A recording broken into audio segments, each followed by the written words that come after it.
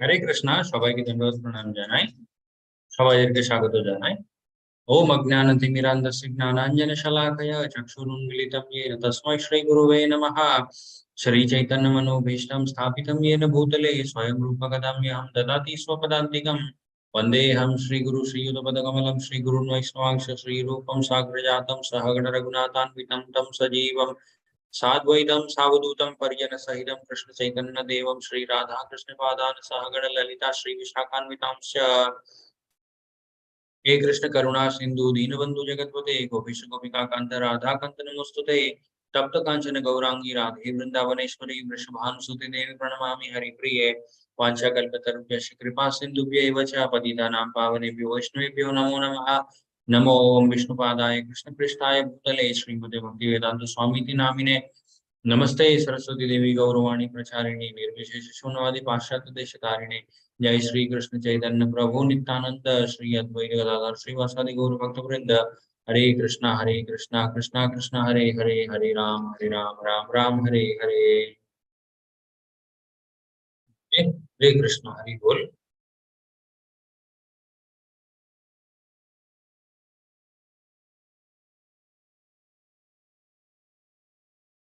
ওকে, so কালকে আমরা দেখেছিলাম ভগবত গীতার 4th চ্যাপ্টার জ্ঞান যোগ, যেখানে ভগবান কৃষ্ণ এই যে জ্ঞানটা আছে, ওকে আধ্যাত্মিক জ্ঞান, স্পিরিচুয়াল নলেজ, তার ব্যাপারে ভগবান কৃষ্ণ বললেন যে এই নলেজটা কোথা থেকে এসেছিল। তারপরে অ্যাকচুয়ালি নলেজটা ভগবান কৃষ্ণ থেকে এসেছে।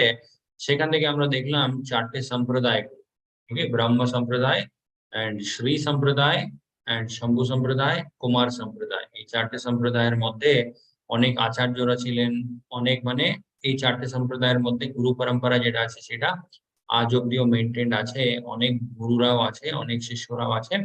তো এইভাবে ভগবান কৃষ্ণের ব্যাপারে তারপরে এই আধ্যাত্মিক জ্ঞান যেটা আছে এই জ্ঞানটা সবাই শিখছে। এন্ড কালকে আমরা দেখেছিলাম 9 স্টেজেস অফ ভক্তি, ওকে, যেটা আমি কালকে বলেছিলাম যে 9 স্টেজেস অফ ভক্তি আমরা দেখেছি। শ্রদ্ধা, সাধু সঙ্গ, ভজন ক্রিয়া, অনর্থ নিবৃত্তি, নিষ্ঠা, রুচি, আসক্তি, ভাব এন্ড লাস্টে হচ্ছে প্রেম। ওকে, সেটা ছিল 9 স্টেজেস। মানে কোন স্টেজে আমরা আছি সেটা আমরা বুঝতে পারি যদি সেই সিমটমস গুলো আমরা বুঝতে পারি যে আমাদের মধ্যে আছে। ওকে, এটা ছিল 9 স্টেজেস অফ ভক্তি। আজকে আমরা দেখবো 9 প্রসেস অফ ভক্তি। ওকে, এই 9 প্রসেস অফ ভক্তি গুলো দেখার পরে আজকের অধ্যায়টা আমরা স্টার্ট করব 5th চ্যাপ্টার। ওকে, এখানে সব থেকে প্রথমটা কি, হিয়ারিং, শ্রবণম, ওকে, শোনা। অ্যাকচুয়ালি এই 9 প্রসেস অফ ভক্তি, নববিধা ভক্তি এটাকে বলে। এই নববিধা ভক্তি কে বলেছিলেন? এই নববিধা ভক্তি বলেছিলেন হচ্ছে প্রহ্লাদ মহারাজ, ওকে, হিরণ্যকশিপুর পুত্র। তো হিরণ্যকশিপু যখন জিজ্ঞেস করেছিলেন প্রহ্লাদ মহারাজজিকে যে আমাদের জীবনের কি উদ্দেশ্য, কি আমাদের করা উচিত, তখন প্রহ্লাদ মহারাজজি বলেছিলেন শ্রবণম, ওকে, ভগবানের ব্যাপারে আমাদেরকে শুনতে হয়। কীর্তনম, ভগবানের সব সময় আমাদের কীর্তন করা উচিত। বিষ্ণু স্মরণম, ভগবানকে সব সময় স্মরণে রাখতে হয়, রিমেম্বারিং দ্য লর্ড। তারপরে পাদ সেবনম, ভগবান কৃষ্ণের অনেক রকমের বা ভগবান নারায়ণ বলতে পারি, বিষ্ণু নারায়ণ কৃষ্ণ, ওকে, সবাই সেম বাট বিভিন্ন রকমের রূপ আছে তাদের। তো ইয়েস, ভগবানের সেবা করতে পারি আমরা। তারপরে অর্চনম, অর্চনম মানে হচ্ছে ভগবানের যে বিগ্রহগুলো হয় সেই বিগ্রহের সেবা, ওকে, ডিটি ওয়ার্শিপ। তারপরে বন্দনম, বন্দনম মানে হচ্ছে অনেক রকমের ভগবানের কাছে বন্দনা গুলো করা। বন্দনা মানে হচ্ছে প্রেয়ার্স।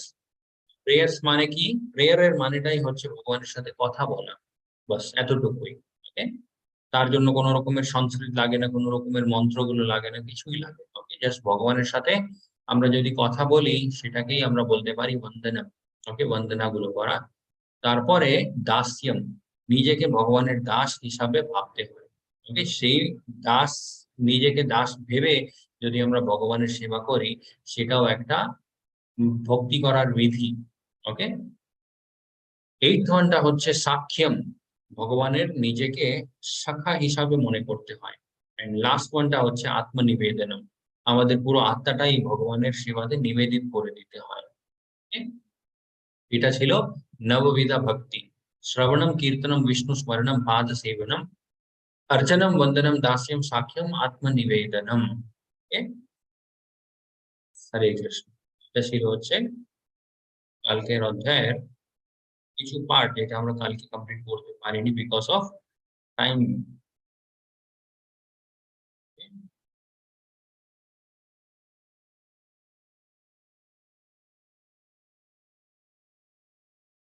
এখন আমরা দেখবো ভগবত গীতার 5th চ্যাপ্টার, কর্ম সন্ন্যাস যোগ।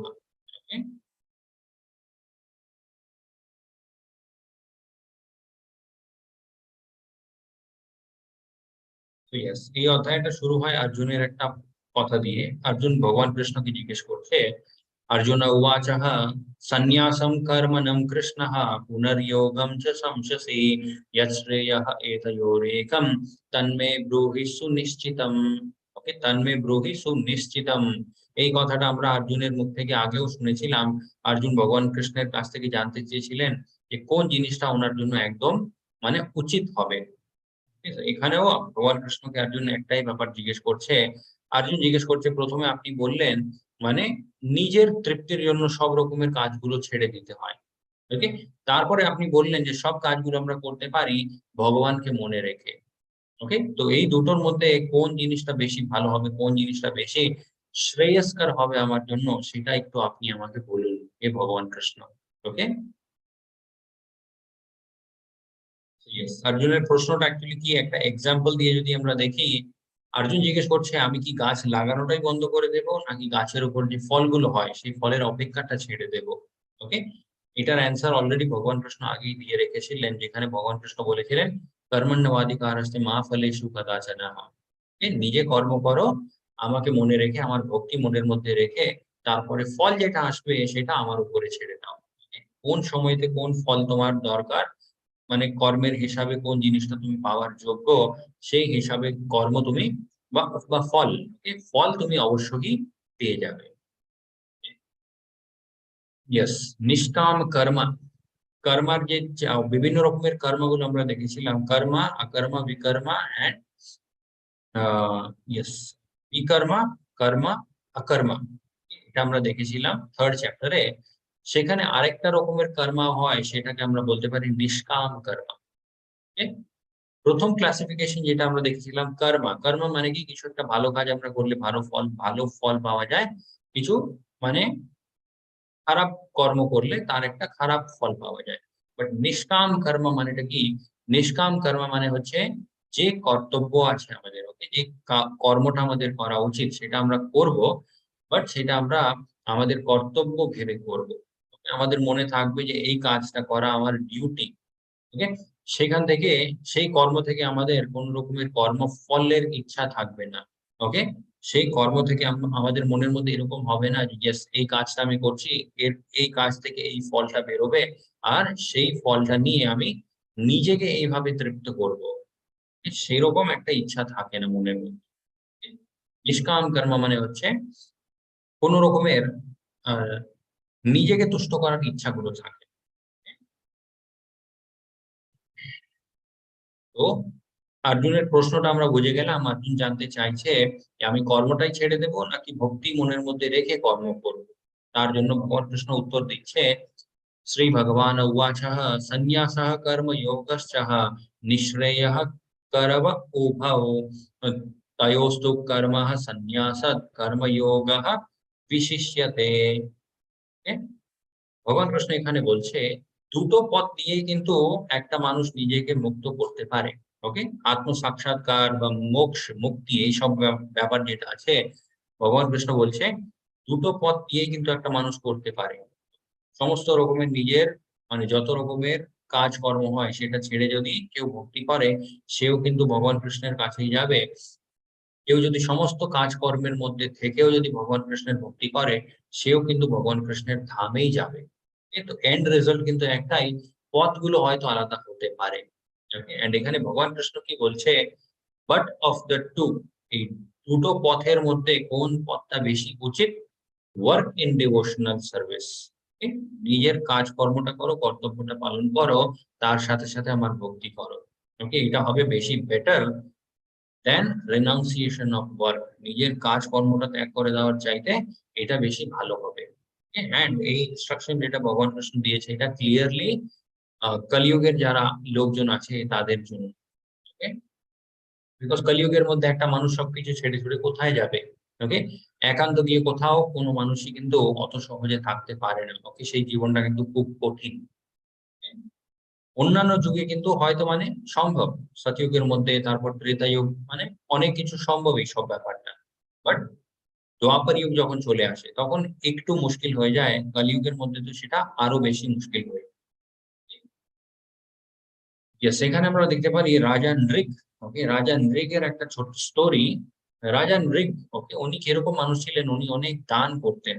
ওকে, মানে যারা গরিব আছে, তার যারা ব্রাহ্মণ আছে, যাদের দরকার আছে, তাদেরকে মানে টাকা দেওয়া, যে জিনিসটার দরকার সেটা উনি দিতেন লোকজনকে।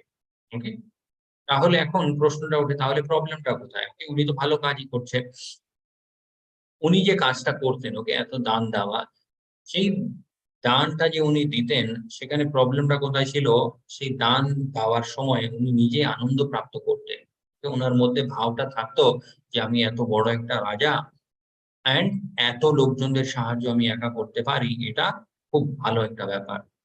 সেই দানটা করে উনি আনন্দ পেতেন, মানে সেলফ সেন্স গ্র্যাটিফিকেশন আমরা বলতে পারি। সেই জিনিসের মধ্যে উনি থেকে আটকে গেছিলেন। একদিন কি হলো, একটা ব্রাহ্মণকে উনি একটা গরু দানে দিলেন।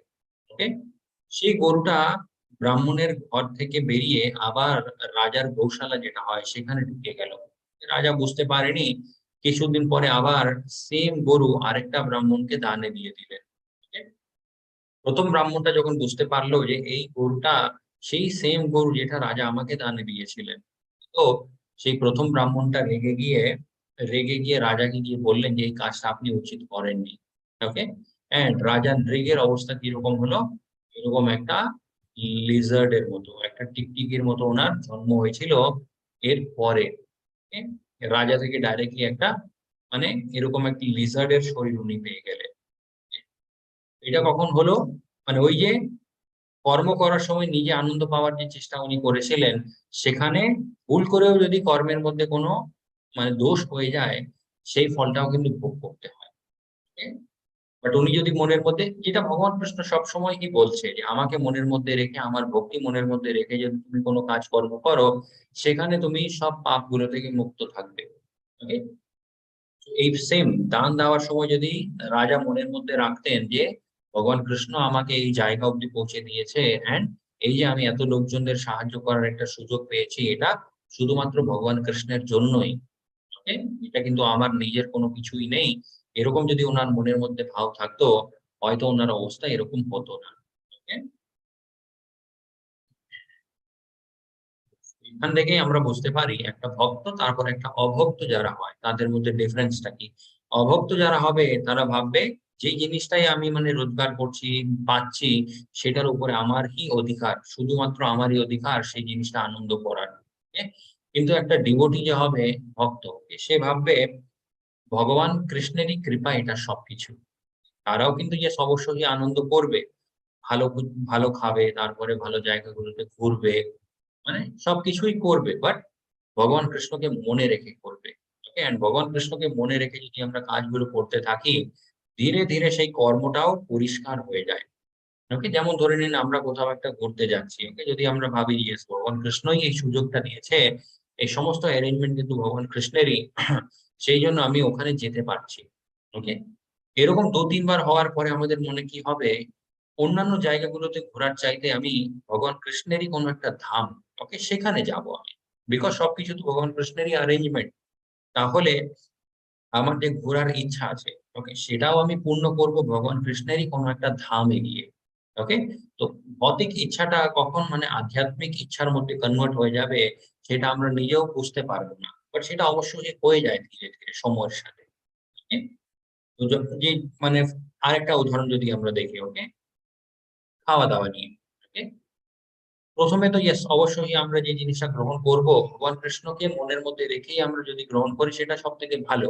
ওকে, আমরা যদি ভাবি যে ইয়েস ভগবান কৃষ্ণই আমার জন্য এই জিনিসটা জুটিয়েছে, সেই জন্য আমি এটা খেতে পারছি, এরকম যদি অ্যাটিটিউড থাকে, কিছুদিন বা কিছু মাস বা কিছু বছর পরে কি হবে, আমাদের মনের মধ্যে ভাবগুলো আসতে শুরু হবে যে ইয়েস ভগবান কৃষ্ণই সবকিছু জুটাচ্ছে, তাহলে আমার সব থেকে প্রথমে ভগবান কৃষ্ণকে সেই জিনিসটা ভোগ হিসাবে দিয়ে তারপরে সেটা গ্রহণ করা উচিত আমার।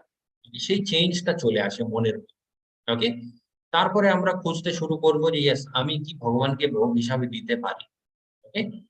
পেঁয়াজ রসুন দেওয়া খাওয়া-দাওয়া কিন্তু আমরা দিতে পারি না। তারপরে আমিষ যেটা হয় ওকে সেটা আমরা দিতে পারি না। এরকম আমরা দেখতে শুরু করব যে ইয়েস কেন দেখতে শুরু করব? বিকজ ভগবান কৃষ্ণের প্রতি একটা প্রেম উৎপন্ন হয়ে গেছে। তখন আমরা কিন্তু দেখব না যে না, আমারই এটা খাওয়ার ইচ্ছা আছে, ভগবান কৃষ্ণকে দিতে পারছি না তো ঠিক আছে আমি দেব না। বাট আমি নিজে খাবো। সেই ইচ্ছাটা কিন্তু চলে যায়। তারপরে আমরা অনেক চেঞ্জেস গুলো করতে থাকি আমাদের জীবনে, জীবনটাকে কৃষ্ণময় করার জন্য। হ্যাঁ? Yes. আগে ভগবান কৃষ্ণ বলছে, "नेयः स नित्यः सन्न्यासी यो न द्वेष्टि न काङ्क्षति निर्द्वन्द्वो हि मनः बाहो सुखं बध्नाति प्रमुच्यते।" ওকে? এখানে আবার সেম ওই স্থিতপ্রজ্ঞের যে কথাগুলো ভগবান কৃষ্ণ বলেছিলেন মোটামুটি ওরকমই কথাগুলো। ওকে? ভগবান কৃষ্ণ বলছে, "One who neither hates nor desires the fruit of his activities." নিজের কর্মফল যে জিনিসটা হয়, সেই কর্মফলের প্রতি খুব বেশি আসক্তিও থাকে না। তারপরে সেই কর্মফলটাকে ঘৃণাও করে না। এ অনেক সময় আমরা কর্মফলের প্রতি আমরা ঘৃণা করতে থাকি। কখন আমরা করি? যখন জিনিসগুলো আমাদের ইচ্ছার মতো হচ্ছে না। ওকে? তখন আমাদের জিনিসগুলো পছন্দ হয় না। ওকে? এন্ড রেজাল্ট যেটা আসে সেই জিনিসটা আমাদের পছন্দ হয় না। আমাদের ইচ্ছার মতো জিনিসগুলো হলে আমাদের খুব ভালো লাগে। আর ভগবান কৃষ্ণ বলছে, যারা এই সমস্ত ব্যাপারগুলো থেকে বেরিয়ে গেছে, ওকে? such a person free from all dualities সেরকম একটা মানুষ সব রকমের দ্বন্দ্বগুলো থেকে মুক্ত হয়ে যায়। ওকে? ইজিলি ওভারকামস মেটেরিয়াল বন্ডেজ এই যে ভৌতিক যত রকমের বন্ধনগুলো হয় সমস্ত বন্ধনগুলো থেকে সেই মানুষ নিজেকে মুক্ত করে নেয়। ওকে? অ্যান্ড ইজ কমপ্লিটলি লিবারেটেড পুরোপুরি ভাবে মানে ফ্রি হয়ে যায়। যত রকমের মানে ভৌতিক কলমশ গুলো যেটাকে বলে, ওকে?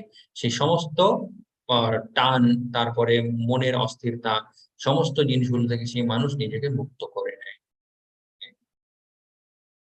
আগে ভগবান কৃষ্ণ বলছে, "সন্ন্যাসস্তু মহাবাহো দুঃখম আপ্তুম অয়োগতঃ যোগযুক্তো মুনির্ব্রহ্মঃ না চিরেনাধিগচ্ছতি।" Merely renouncing all activities yet not engaging in devotional service of the Lord. এই পয়েন্টটা খুব ইম্পর্টেন্ট। ওকে? সন্ন্যাসস্তু মহাবাহো, হে মহাবাহো অর্জুন, কেউ যদি সন্ন্যাস নিয়ে নেয়, ওকে? দুঃখম আপ্তুম অয়োগতঃ, ওকে? সেই সন্ন্যাস নেওয়ার সেই মানুষটা যোগ্যতা নেই তার মধ্যে। কেন যোগ্যতা নেই? বিকজ সন্ন্যাস নেওয়ার অ্যাকচুয়ালি মানেটা কি হয়? সন্ন্যাসের মানেটা হচ্ছে ভৌতিক ইচ্ছাগুলো থেকে নিজেকে বের করে ভগবান কৃষ্ণের সেবাতে লাগা। ওকে? যদি আমরা ভৌতিক জিনিসগুলো ত্যাগ করে দিই, বাট আমরা যদি নিজেকে ভগবান কৃষ্ণের সেবাতে যদি আমরা না লাগাতে পারি, সেই সন্ন্যাসের কোনো মানেটাই নেই। ওকে? সবথেকে বেস্ট অ্যান্ড মানে পারফেক্ট এক্সাম্পল আমরা বলতে পারি শ্রীল প্রভুপাদজি। ওকে? উনি গৃহস্থ ছিলেন, উনার অনেক বিজনেস ছিল, মানে পরিবার ছিল, অনেক বাচ্চা-কাচ্চারা ছিলেন, সবকিছুই ছিল। ওকে? বাট সমস্ত জিনিসগুলো থেকে প্রভুপাদজি বুঝলেন একটা সময়ের পরে যে না, ভগবান কৃষ্ণের সেবা করা এখন সেই জিনিসের উপরে আমাকে বেশি ফোকাস করতে হবে। ওকে? সেইটা যখন মনের মধ্যে উনার ভাব হলো, তখনই কিন্তু উনি সবকিছু ত্যাগ করে সন্ন্যাস গ্রহণ করেছিলেন। ওকে? এরকম না যে মানে ভৌতিক সংসারের মধ্যে অনেক রকমের কষ্ট আছে, সেই জিনিসগুলো আমি ম্যানেজ করতে পারছি না, সেইজন্য এটা ছেড়ে আমি চলে যাব। সেরকম কিন্তু উনার হয়নি। ওকে? সেই সন্ন্যাসটাকেই বলে হচ্ছে আসল সন্ন্যাস। ওকে? যেখানে আমরা মানে আরো বেশি কিভাবে ভগবান কৃষ্ণের সেবাতে আমরা লাগতে পারবো, সেই ভাবটা মনের মধ্যে থাকে। ওকে? সেরকম যদি but a thoughtful person engaged in devotional service can achieve the supreme without delay. ভাবগুলো যদি ভগবান কৃষ্ণের সেবার জন্য হয়, সে অবশ্যই ভগবান প্রাপ্তি করবে। ওকে? জাস্ট 1 সেকেন্ড আমি জাস্ট 1 মিনিটের পরে আবার জয়েন করব। হ্যাঁ?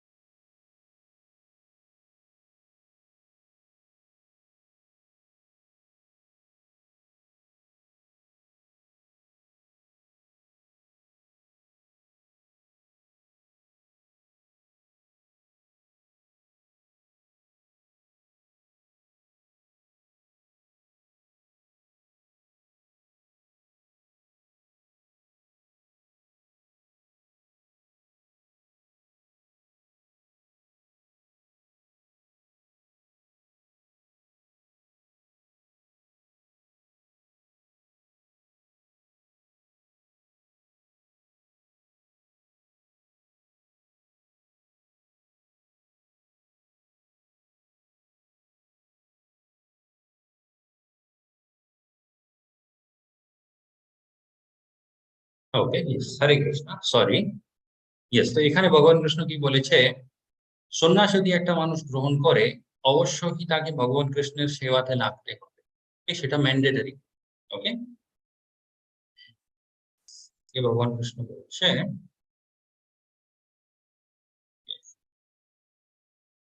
योगयुक्तो विशुद्धात्मः विजितात्मः जितेन्द्रियः सर्वभूतात्मः भूतात्मः कुर्वन्नापि न लिप्यते।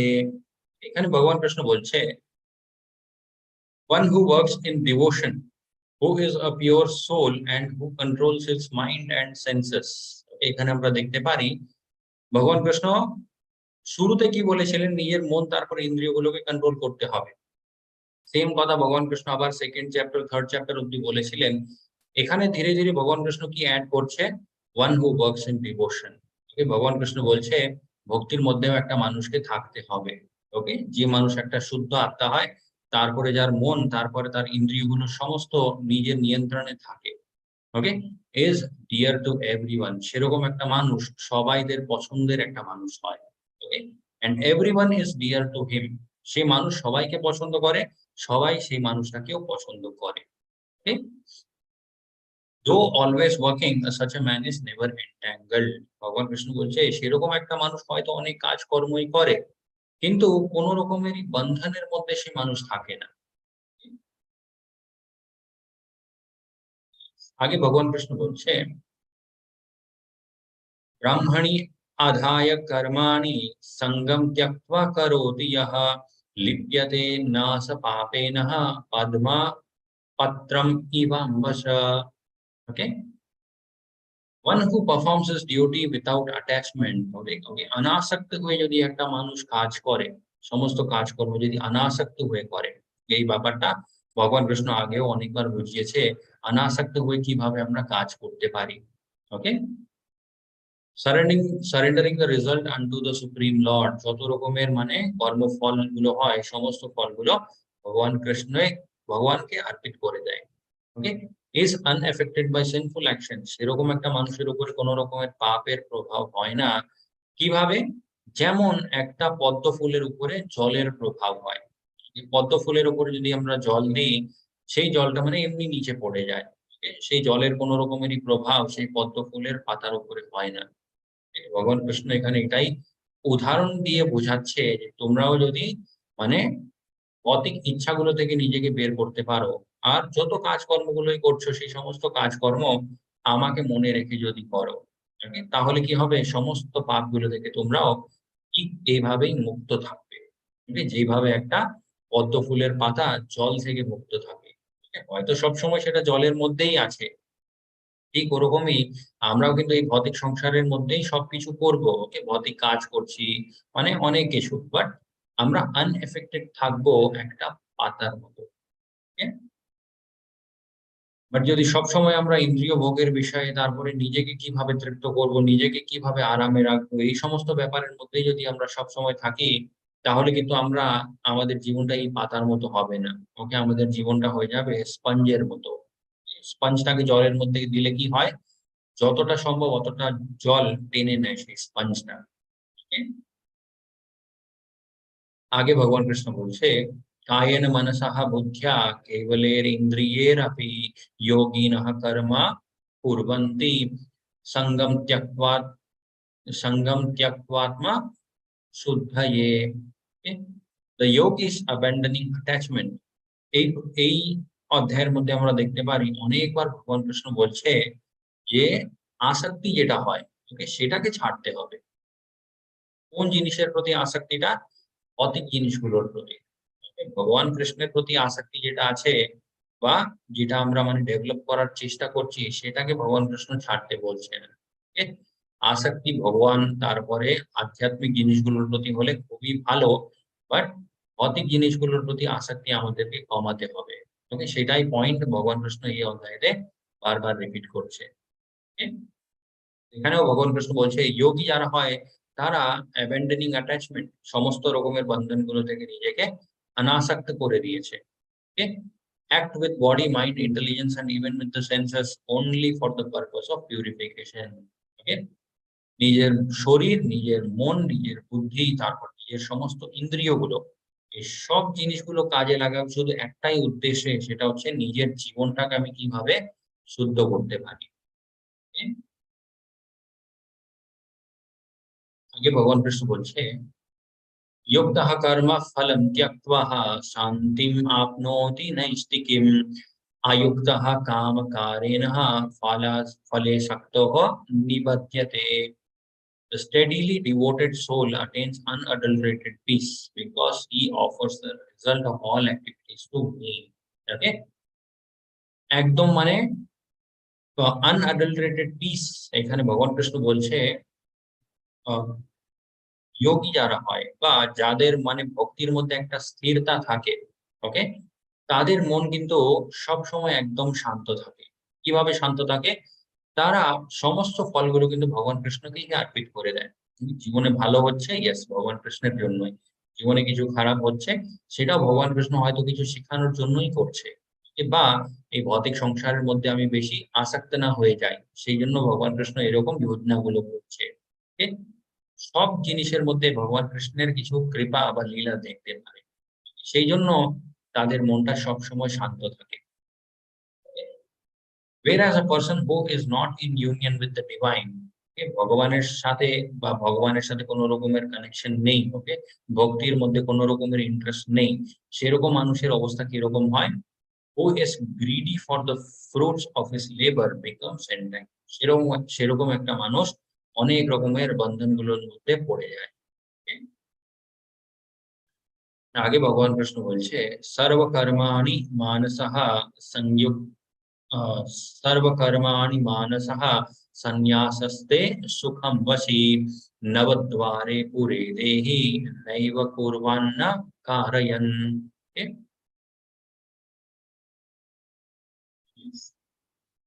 सर्वकर्माणि मानसः संन्यासस्ते सुखं वशी। Okay? সব রকমের কাজকর্মগুলো মানে ভগবানের জন্য ত্যাগ, ভগবানের জন্য ভগবানকে অর্পিত করে একটা মানুষ যদি সন্ন্যাসীর মতো থাকে, okay? সুখম বাসি নবদ্বারে, ওকে, নবদ্বারে পুরে দেহি, ভগবান কৃষ্ণ বলছে সেরকম একটা মানুষ নবদ্বারের একটা শহর আছে, সেই শহরের মধ্যে খুব সুখে থাকতে পারে। ওকে, এখন এই ৯টি দ্বারের যে শহর, ওকে, তার কথা যেটা ভগবান কৃষ্ণ বলছে, এটা অ্যাকচুয়ালি কি? এটা হচ্ছে আমাদের শরীর। ওকে, আমাদের শরীরের মধ্যে টোটাল 9 ওপেনিংস থাকে। ওকে, নবদ্বারে পুরে দেহি, এই যে ভগবান কৃষ্ণ বলছেন নবদ্বারের একটা শহর, যেটা আমাদের শরীর। ওকে, এন্ড শরীরের মধ্যে কে থাকছে? আত্মা। তো ভগবান কৃষ্ণ এটাই বোঝাচ্ছে, আত্মা এই শরীরের মধ্যে সুখে তখনই থাকতে পারবে যদি সে ভগবানের সেবাতে লাগে। When the embodied living being controls his nature and mentally renounces all actions, he resides happily in the city of nine gates. Okay? आगे भगवान कृष्ण बोलছে विद्या विनय संपन्ने ब्राह्मणे कवि हस्तिनि सुनिचैव स्वपाके चः पंडितः समदर्शिनः। Okay? বিদ্যা বিনয় সম্পন্নে, একটা এমন মানুষ যার বিদ্যা তার সম্পূর্ণ হয়ে গেছে, পুরোপুরি ভাবে সে একটা জ্ঞানী মানুষ হয়ে গেছে, সে এই জগৎটাকে কোন দৃষ্টি দিয়ে দেখে, সেটা ভগবান কৃষ্ণ বলছে। Okay? ব্রাহ্মণে গাবি হাস্তিনি, একটা ব্রাহ্মণ হতে পারে, একটা গাবি, গাবি মানে হচ্ছে গরু হতে পারে, একটা হাতি হতে পারে, একটা কুকুর হতে পারে, একটা চন্ডাল হতে পারে, যে কেউ হতে পারে।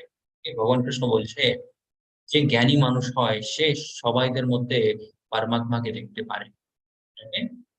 সে বুঝতে পারে ইয়েস, কিছু না কিছু একটা ভালো কর্মের জন্য হয়তো ভালো অবস্থা আছে, খারাপ কর্মের জন্য খারাপ অবস্থা আছে, কিন্তু সব জীবদের মধ্যে পরমাত্মা অবশ্যই বাস করে। Okay? এটা কারা দেখতে পারে? যাদের জ্ঞান পূর্ণ হয়ে গেছে। Okay? বিদ্যা বিনয় সম্পন্নে, সম্পূর্ণ বিদ্যা যাদের কাছে থাকে তারাই কিন্তু এই পরম সত্যিটা দেখতে পারে। আগে ভগবান কৃষ্ণ বলছে বাহ্য স্পর্শেष्व आसक्तात्मः विन्दत्यः आत्मानि यत् सुखं स ब्रह्मयोग युक्तात्मः सुखम आसा अक्षयम अश्नुते। Such a liberated person is not attracted to material sense pleasures. Okay? ভৌতিক ইচ্ছাগুলো যে হয়, ইন্দ্রিয় ভোগের ইচ্ছাগুলো, সেই জিনিসের প্রতি সে মানুষটা কিন্তু অ্যাট্রাক্টেড হয় না। Okay, but is always in trance. কেন অ্যাট্রাক্টেড হয় না? বিকজ তার নিজের মনের মধ্যে যে মানে শান্তিটা আছে, তার নিজের মনের মধ্যে যে আনন্দটা আছে, সেই আনন্দটা সে আর বাইরে কোনো ভৌতিক জিনিসের মধ্যেই আর পায় না। ওকে, এন্ড সেই ভেতরের আনন্দটা আমরা কখন অনুভব করতে পারি? যদি আমরা খুব ভালোভাবে ভগবানের সেবা করতে থাকি। Okay, enjoying the pleasure within. Okay, in this way, the self-realized person enjoys unlimited happiness, for he concentrates on the supreme. এইভাবে সে সব সময় একটা আনন্দের মধ্যেই থাকতে পারে। কারণটা হচ্ছে সব সময় ভগবানের বিচারগুলোর মধ্যেই সে থাকে। ভগবানের ভাব, মানে যেখানেই দেখে সেখানেই ভগবানের কিছু না কিছু একটা কানেকশন সে বুঝতে পারে। এই জন্য সবসময় আনন্দে থাকে। ওকে? এখানে আমরা দেখতে পারি এই শ্লোকাটার রিলেটেড একটা খুব সুন্দর একটা ইনসিডেন্ট ছিল। ওকে, যেটা কার সাথে ছিল? নামাচার্য হরিদাস ঠাকুর। ওকে? নামাচার্য হরিদাস ঠাকুরের, উনি অ্যাকচুয়ালি মুসলিম ছিলেন। নামাচার্য হরিদাস ঠাকুর জন্ম উনি গ্রহণ করেছিলেন একটা মুসলিম পরিবারে। কিন্তু চৈতন্য মহাপ্রভুর কন্ট্যাক্টে এসে চৈতন্য মহাপ্রভুর থেকে মানে ভগবান কৃষ্ণের যে মহামন্ত্রটা আছে সেটা শুনে, তারপরে সেটা আমাদেরকে কেন জপা করতে হয় সমস্ত জ্ঞানটা উনি নেওয়ার পরে উনি মানে দিনে 22 আওয়ার্স, একদিনের মধ্যে 22 ঘন্টা উনি বসে শুধুমাত্র ভগবানের মহামন্ত্রের জপাটাই উনি করতেন। ওকে, বাকি যে কাজকর্মগুলো আছে সেই সমস্ত জিনিসগুলো উনি বাকি 2 ঘন্টার মধ্যে করে নিতেন। ওকে, এরকম ছিল ওনার। আমরা যে আজকেই দেখেছিলাম। ওকে, আজকে না, আমরা কালকে দেখেছিলাম 9 স্টেজেস অফ ভক্তি, রুচি। ওকে, নামের মধ্যে একটা রুচি চলে আসে, যেটা মানে নামাচার্য ঠাকুর হরিদাস ঠাকুরের মধ্যে এমন চলে এসেছিল যে উনি নাম নেওয়াটা বন্ধ করতেই চাইছিলেন না। ওকে, কন্টিনিউয়াসলি নিতেই যাচ্ছে ভগবানের নাম। ওকে, এই ব্যাপারটা দেখে সেই শহরের মধ্যে বা যেখানে নামাচার্য হরিদাস ঠাকুর থাকতেন, ওখানে একটা লোক ছিল। ওকে, অনেক বড় লোক ছিল। তো সেই লোকটা কি করলো? সেই লোকটার নামাচার্য হরিদাস ঠাকুরের প্রতি হিংসা ছিল। ওকে, ওই বড় লোকটা ভাবতো যে এনার এত নাম কেন হচ্ছে। ওকে, লোকজন সবাই এনাদেরকে এত মানে রেসপেক্ট কেন দেয়, আমাকে তো এত দেয় না। তো উনি কি ভেবেছিলেন? উনি ভাবলেন যে আমি একটা মেয়েকে বলবো ওনার নামটা খারাপ করতে। ওকে, তো সেই মেয়েটাও এমনই কাজগুলো করতো। ওকে, সো না, ওই বড় লোকটা সেই মেয়েটাকে বললো আমি তোমাকে অনেক টাকা দেবো, তুমি নামাচার্য হরিদাস ঠাকুরের বাড়িতে রাতে যাও। ওকে, ওখানে গিয়ে ওনার যে সাধনাটা আছে সেই সাধনাটাকে মানে নষ্ট করার চেষ্টা করো তুমি। ওকে, নামাচার্য হরিদাস ঠাকুরের বাড়িতে ওই মেয়েটা গেল।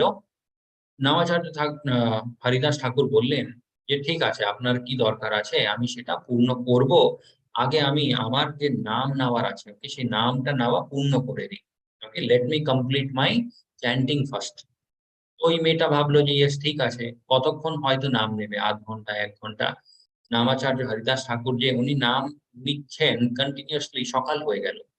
এ তারপরে ওই মেয়েটা ভাবলো যে আমি এখনো যদি এখানে থাকি, লোকজন ভাববে যে আমি এনাকে ডিস্টার্ব করছি। তো ওই মেয়েটা ওখান থেকে চলে গেল। ওকে, নেক্সট ডে আবার রাতে, ভোর রাতে সেই মেয়েটা আবার এলো ওখানে।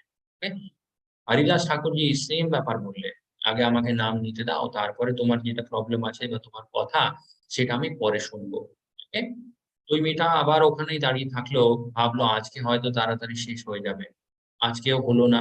ওকে, এইভাবে 2-3 দিনের পরে সেই মেয়েটা নিজের ভুলটা বুঝতে পারলো। ওকে, যে মেয়েটা রিয়ালাইজ করলো যে আমি কোন পাপ কাজটাই না করতে যাচ্ছিলাম। ওকে, এত বড় একটা মানে ভক্ত ভগবানের, যার মধ্যে ভগবানের নাম ছাড়া কোনো জিনিসের প্রতি কোনো ইন্টারেস্টই নেই। ওকে, ওনার তপস্যাটা ভঙ্গ করার জন্য আমি এখানে এসেছিলাম। সেটা উনি পরে হরিদাস ঠাকুরজির সামনে স্বীকার করলেন। উনি বললেন যে আমার উদ্দেশ্য এটাই ছিল, খুব মানে খারাপ উদ্দেশ্য ছিল আমার আপনার নাম খারাপ করা, কিন্তু আমি সেটা এখন বুঝতে পারি যে সেটা উচিত ছিল না। ওকে, তো হরিদাস ঠাকুরজি ওই মেয়েটাকে কি বললেন, তুমি যখন প্রথম দিনে এসেছিলেন তখনই আমি বুঝে গেছিলাম তুমি কেন এসেছো।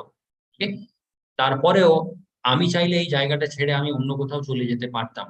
ওকে, যেখান থেকে মানে আমাকে খুঁজেও পাওয়া যাবে না। But তারপরেও আমি এখানে কেন থাকলাম? আমি থাকলাম তোমার উদ্ধারের জন্য। ওকে, এই যে এতদিন অব্দি তুমি কন্টিনিউয়াসলি আমার মুখ থেকে নামটা শুনেছো, তোমার হৃদয়টাও পরিষ্কার হয়ে গেছে এখন। ওকে, এখন আর তুমি ওই আগের মতো মেয়ে নয়। যে মুহূর্তে তোমার রিয়েলাইজেশন হলো যে যে কাজটা আমি করছি সেটা উচিত নয়, তোমার জীবনটাও পরিষ্কার হয়ে গেল। তারপরে হরিদাস ঠাকুরজি বললেন, এখন এই যে বাড়িটা আছে যেখানে আমি থাকি, এখানে থেকে তুমি ভগবানের নাম নাও। ওকে, যেভাবে আমি নিতাম সেভাবে তুমি নাও। আমি এই ঘরটা ত্যাগ করে গেলাম এখান থেকে। তারপরে ওই ঘরটা হরিদাস ঠাকুরজি সেই মুহূর্তেই ত্যাগ করে দিলেন। And ওই মেয়েটা ওখানে বসে ভগবানের নাম নিতে শুরু করে দিয়েছে। Okay? এটাকে বলে হচ্ছে বৈষ্ণব যারা হয় তাদের কাছ থেকে ভগবানের নাম শোনা বা ভগবানের লীলাগুলো যদি আমরা শুনি, তার প্রভাব কিন্তু অন্যরকম।